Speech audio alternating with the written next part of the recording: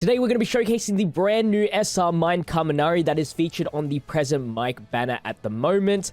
And I've got him to level 70 and his ability board, I'm pretty comfortable where he's at. 7th table on the basic route, this is where you're going to get the lowest cooldowns on his skills. And then for the peace route on the first node, his passive increase is not too bad. I believe, I don't think it's worth it to increase his peace route because I think his important skill here, the critical rate actually does not increase here. As you can see, it stays at 20%. So I don't think it's worth it unless you are doing a VE tower, because this guy is really specific to VE tower, where, you know, he's pretty, you find it pretty hard for him to survive. And if you already advanced leveled him, which I have not. So until I find that situation for myself, I'll probably keep him at this level. But if we look at his skills here, his plus ultras for 50% damage to a single opponent, low chance of paralyzing the opponent for 1 turn. Also increases character's critical rate by 25% for 3 turns. So that's really good. Critical rate increases is always very nice for a VE tower specific character.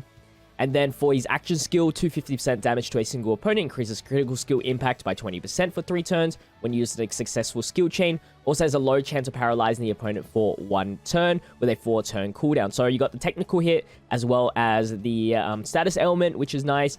And then action skill 2 decreases single opponent's speed by 30%, also decreases the opponent's defense by 15%. For 3 turns with a 4-turn cooldown. So 2 4-turn cooldowns, which is very, very reasonable for sure. And of course, being a skill that doesn't do damage can be pretty handy if you are trying to stall or something for another turn in order to get like the max points. So that's nice. This does not obviously count as 2 technical hits. This is just 1 technical hit, even though it debuffs 2 stats. Now, auto skill 1 increases character's chance to paralyze the opponent every turn up to 5 times. Also increases character's critical skill impact by 15% for 3 turns after landing a critical hit. I don't really care about the critical skill impact, although that's really nice. The cool thing is the first part of the auto skill, where it increases his chances of paralyzing the opponent every turn up to 5 times. I think it's a 5% gain, or 6% gain actually, every single turn. So it's a 30% increase on paralyzing the opponent after the 5 turns, which is very, very good. And the auto skill 2 increases character skill impact by 20%. That's whatever. Also increases character's critical hit rate by 20% when HP is 50% or below. So you can say, like, sometimes you want this guy to be on low HP just to get that critical hit rate increase. Now, for the EX skills, for the strike one, I would suggest either plus ultra gauge increase or critical rate. Those are 2 things that will help out in VE tower. Obviously, spamming plus ultras will help him not only get status elements, but also increase his crit rate. And then crit rate is great because that is a general stat that is good for VE tower. And then for the EX protection, you know, you can go with the HP regen, action skill reduction, and whatever. Nothing too serious there, just depends on the boss you want to verse. So with that said, let's jump into a VE tower stage and see how he performs. So we are going to be doing the 3rd floor of Shigaraki stage, where we're doing difficulty A, just because he's only level 70. Now for the team build, obviously Kaminari, wherever I can find him. And then I'm going to be bringing the SR Kirishima.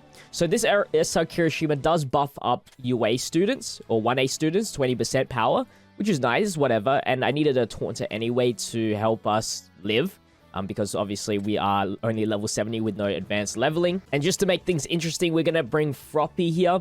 Froppy just increases crit rate of all allies, which is very good.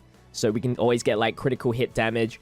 This could be a team build, technically, but not enough technical hits or plus ultra spamming in this team, so I would not run this on actual VE tower stage. But we're going to be using a memory that increases crit rate. The more crit rate we have, the better it is for the Kaminari.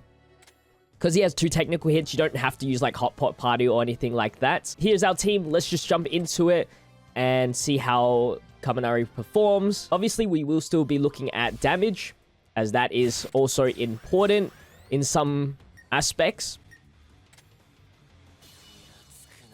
Target all for 1 first. So this decreases a single opponent's speed and defense, which is not good in this situation where we have 2 enemies, but it's okay. We can... well, actually, before we do that, we do this, and then this equals the ability. So we're just doing a full-on just like buff turn here. Oh my god, the lag. Usually I wouldn't fail to land that. It doesn't matter too much because of our EX skill. We should get the plus ultra gauge full here. So this will be our first skill. And it's actually good to use that that other skill first, because then it increases our paralyzed chance by that extra little bit. So our chances do become better. Alright, here we go. We do a multiple amount of damage, which I couldn't even see. It was like 3,000s, but our critical normal was like 9,000, which was kind of insane. We won't do the plus ultra here. That was kind of OP. 11,000 critical, which is crazy. We don't want to use a skill yet.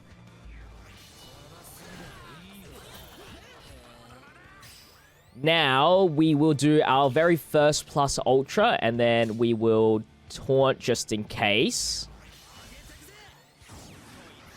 So he doesn't have an interesting plus ultra animation, but still, we've been paralyzing every single time. 20,000. I wish it was a 2-turn. So you might have to rely on increasing his speed for certain bosses, because if he's doing a skill by himself, he might not be able to outspeed some of the S difficulty bosses. Just keep that in mind. See if we can go for another plus ultra before he dies. I really doubt, but nice, we got it this time.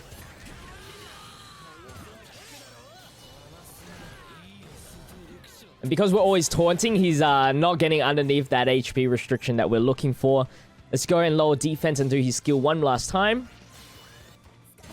15,000 and... Wow, that was like at least 30,000 right there. I don't know if that hits 3 times or 4 times, but 24,000 to 32,000 is kind of insane for a critical hit. And at level 70, not even advanced level, there is a lot. Of course, if you're looking for just strictly damage, you don't care about VTAL, you gotta definitely go for like the critical damage increase for sure. Now, that was kind of successful, so let's try S difficulty and see how he pairs up there when the enemies are 10 levels higher than him. Same team, so like 70,000 extra. We don't have to like... We'll see if we can get underneath the 50% HP mark to get some of his buffs. So we'll do the exact same thing. We'll do a full buff rotation. And I actually landed this time. I wonder if it's actually 30% needed in order to get plus ultra turn 2 without any help. I don't think it is, but we'll see. 18,000. Yeah, that one was good because you lowered defense so many times. That was at least... wow, the normal attack is huge. Yeah, so I think you need a 30% plus ultra rate increase unless you have some sort of plus ultra supporter. Because 20% is not enough starting at 0. But there is obviously some memories that do give 15% plus ultra gauge increase at the start of the turn and stuff like that. Let's just do it on Shigaraki here.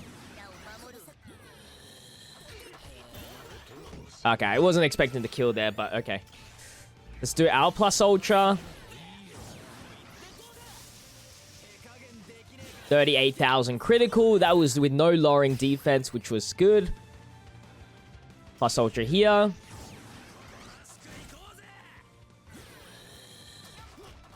Yeah, he's getting a lot of criticals. Actually, what is his critical rate? We have 20% here from his skill. 25% for the 1 turn. I think that's Froppy's skill, right? Because it lasts for 3 turns. So 45, and then he's got his own 10%, which is not bad. Let's do the self buffs. I missed that time. I'm just waiting for him to do his plus ultra and just do a massive amounts of damage to us. It looks like with this team build, even on S difficulty, because the paralyze as well, it's stalling his plus ultra so hard. We have to do it. We're gonna kill here anyway, so. Oh look, he's got his crit rate up. Quick, pause. Let's go, 40%. Crit rate, 60%. Oh, the 25% was his actual plus ultra. So with Froppy, you get 60% altogether in under 50% HP range, and then 25% if you do the plus ultra. Wow, that's insane. If you guys don't know, this new icon here that was added is just to show you what like kind of hit rate up you got. So high chance of paralyzing the opponent when using the skill, which is cool. So yeah, that is going to wrap it up for the Kaminari showcase. I think I do need to tune him up if I want to use him properly. But as you can see, 8 turns, 20 critical, which was nice. 10 technical hits in 8 turns, which is not bad as well. Plus ultras obviously got to be worked on a little bit. Status elements, obviously he was the only status element, and that is all RNG based. Skill chains is a little lackluster here, but I did like stall for a little bit, and not a lot of these characters have like good cooldowns. So yeah, not bad at the end of the day. Hopefully you guys did enjoy. If you did, make sure to leave a like, comment, and subscribe to the channel with the notification bell on so you don't miss out on the daily content. Check out my social medias linked in the description. And with that said, I'll see you guys in the next one. Stay healthy, stay safe, stay fizzy. Peace out.